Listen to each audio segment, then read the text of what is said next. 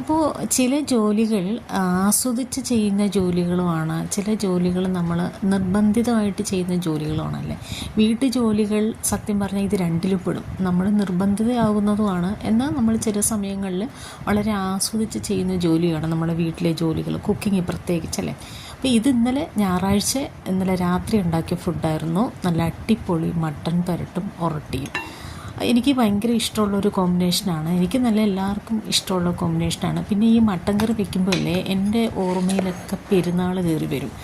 നമ്മുടെ പെരുന്നാൾ, ചെറിയ പെരുന്നാൾ, വലിയ പെരുന്നാളിനൊക്കെ നമ്മൾ മട്ടൻ വെക്കുന്നതിൻ്റെ ആ ഒരു ഇതും പിന്നെ പെരുന്നാൾ ദിവസത്തുള്ള കുറേ ചിന്തകളൊക്കെ ഓർമ്മ വരും. നിങ്ങൾക്കൊക്കെ അങ്ങനെയാണോ? എനിക്ക് എങ്ങനെയാട്ടോ.